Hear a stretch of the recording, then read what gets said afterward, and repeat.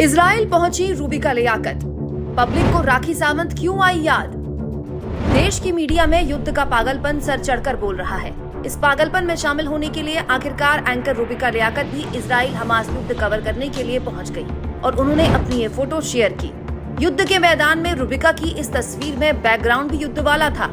रूबिका की ड्रेस भी युद्ध वाली थी और तो और उनके चेहरे पर एक्सप्रेशन भी युद्ध की घबराहट वाले थे।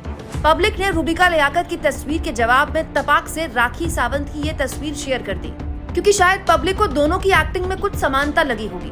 राखी सावंत मीडिया के आगे हर दिन ऐसा कोई ड्रामा रचती हैं क्योंकि उनकी लाइन में कंपटीशन बहुत है, और गोदी एंकर भी हर दिन ये तमाशा रचते हैं क्योंकि उनकी लाइन में भी कंपटीशन बहुत है।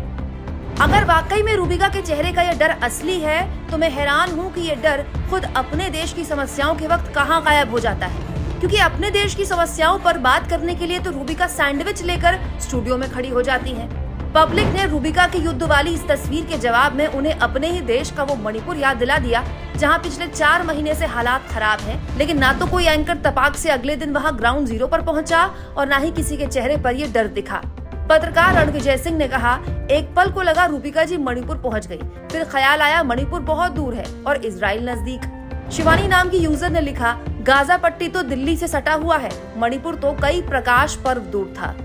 एक यूजर ने लिखा, न्यूज चैनल देखो लगता है इजराइल भारत में है और मणिपुर इजराइल में। ऐसा तो नहीं कि पब्लिक जिस मणिपुर की याद रूबिका जैसे एंकरों को दिला रही है वो खुद उसे नहीं जानती। बिल्कुल जानती है, 100% जानती है, लेकिन मणिपुर का जिक्र भी किया तो सवाल पीएम मोदी और उनकी डबल इंजन सरकार पर उठेंगे, और इजराइल का तमाशा किया तो शायद थोड़ी बहुत टीआरपी मिल जाए। सो चैनलों ने आसान रास्ता चुनकर अपने ही देश के एक राज्य के हालात से नक्की कर ली। आप रूबिका लियाकत के युद्ध के मैदान की ऐसी तस्वीर पर क्या सोचते हैं? कमेंट बॉक्स में जरूर लिखें और चैनल को तुरंत सब्सक्राइब करें।